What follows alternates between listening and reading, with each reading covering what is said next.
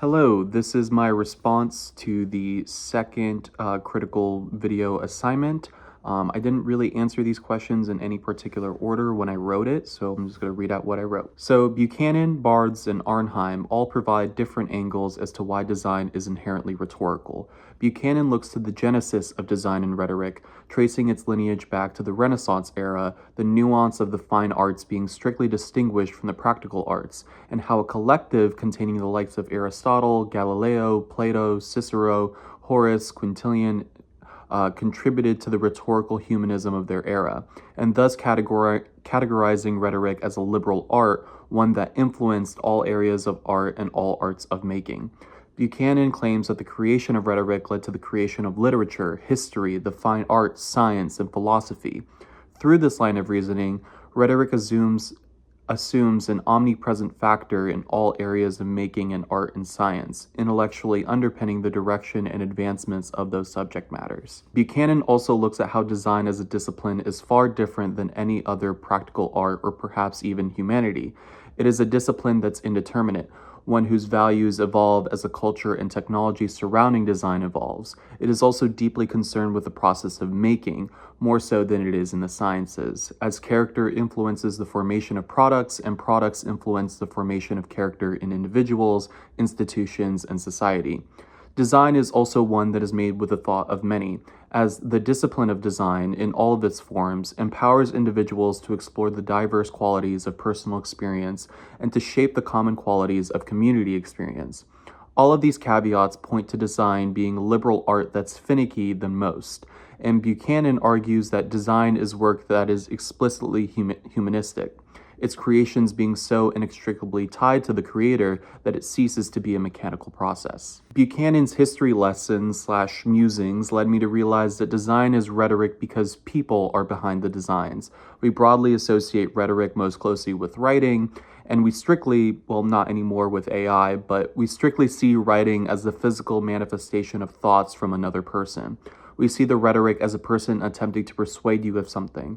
In that same vein, design is no different, for the products we use and the interfaces we navigate are all designed by people. They are created with the intention of getting you to do something, to persuade you of something, which is about as rhetorical as it gets around here. Anyways, moving forward, Barthes breaks down the analysis of images into simple rhetorical tools, denotation and connotation. In other words, what an image says on the surface, denotation, and what deeper meanings and associations are hidden within the image, connotation. He, of course, also discusses analyzing images through merits of seeking out linguistic and iconic messages, but seeing as those concepts are incredibly broad, the results of such an avenue of dissection would be wildly varied from person to person, influenced by their foundational knowledge. When Barthes discusses the Panzani pasta ad, he does so with constant acknowledgement of the messages deciphered being dependent on one's total knowledge. He observes how the bringing together of the tomato, the pepper, the tricolored hues, yellow, green, red, signifies its Italianicity. He combos this with the name Panzani, sonically sounding Italian, the Italian assonance, as Barthes states, yet acknowledges that an Italian would barely perceive the connotation of the name, nor more probably than he would the Italianicity of tomato and pepper. As such, Barthes' method is contingent on the outputted analysis being fluid from person to person, for even an image as simple as a pasta ad can be speculated upon from near infinite angles, determined by one's upbringing, occupation, lifestyle, and everything in between. Lastly, Arnheim dissolves the complexity of rhetoric within imagery down to three key areas: symbols, signs, and pictures. An image acts as a symbol to the extent to which it portrays things which are at a higher level of abstractness than is the symbol itself. This is to say, a symbol is the through line or message an image is giving off, not necessarily represented exclusively through the visual plane. For example, Andy Warhol's Campbell's soup cans are just in fact multicolored imitations of Campbell's soup cans, but symbolically they point to consumer culture of redefining the value of everyday items to a previously unseen level of decadence. Warhol argued against traditional experts' view of what is art and argued for pop art, that the items we see and interact with every day, in totality, hold far more significance than an oil painting of a foreign landscape or a muted portrait of a long-dead king. Simultaneously, Warhol emphasized the contradiction of popular culture and its associated products. For a can of Campbell's soup, as mass produced as it is, undergoes a very mechanical process to get its products looking identical to one another. However, Warhol's process for creating the 32 paintings of Campbell soup cans involved meticulously tracing the outlines of each can and filling in the canvas with broad brushstrokes. Thus, every painting of Campbell soup is slightly different in its subtle irregularities, adding uniqueness to a mass-produced product, the ultimate contradiction in pop art. Next, an image serves merely as a sign to the extent to which it stands for a particular content without reflecting its characteristics visually. Signs are perhaps a more abstract interpretations of symbols, as they more refer to what we intrinsically think of when we see certain shapes and colors. Arnheim's example of this is the triangular road sign, with the shape of the triangle now almost assuredly being associated with danger.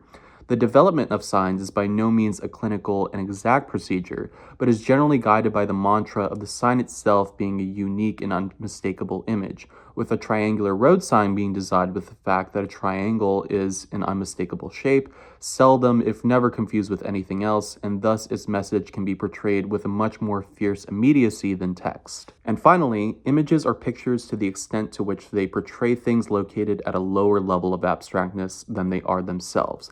This is perhaps the simplest of elements to explain, as with a children's drawing, their imagination largely manifests as imperfect, simple, and crude imitations of whatever they envision in their mind.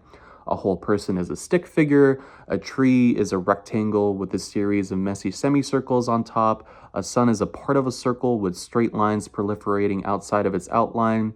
These are not perfect recreations, they are by no means realistic, and yet we could still tell what the children are trying to draw. We know the series of sticks portray a human, we know how certain jumbles of shapes can be sequenced into an understandable image, and the children can as well. A picture is a statement about visual qualities, and such a statement can be complete at any level of abstractness. The interpretability of this statement is dependent on obviously the talents of the image creator, but also the perception of the viewer.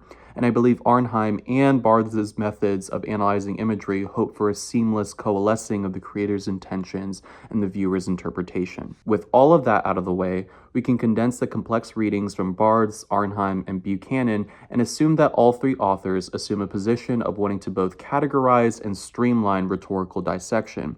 Barths and Arnheim give concrete methodologies to abide by when it comes to interpreting an image's rhetoric, but both have faults by being too optimistic in the validity of these methods. It assumes that the abstract and unsaid that one is supposed to dissect from a particular image will be the same from person to person.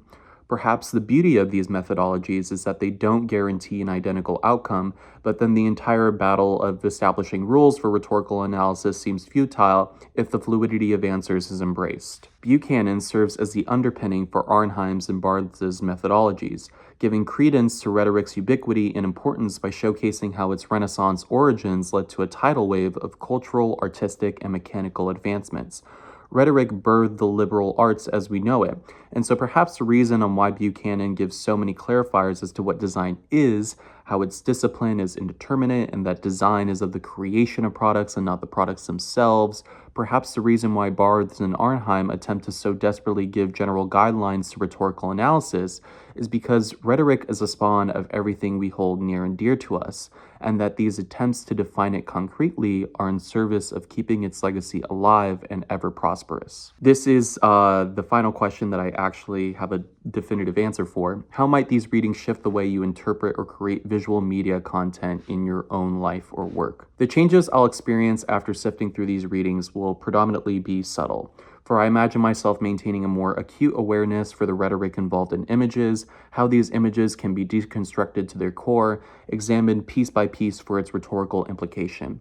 I'll see an arrow pointing to someone's face on a YouTube video and think of how the arrow is a full-time symbol, and that realize that I'm calling shapes and figures part-time and full-time symbols, and that I'm perhaps going insane. But hyperbole aside, I imagine that these readings will force me to take a step back when both creating and consuming. A sudden need to evaluate the audience of this product, this thing, and realize how I can deconstruct the medium I'm experiencing or creating through in order to better understand how I can make something effective or how something already existing is effective in its rhetorical goals. Thank you.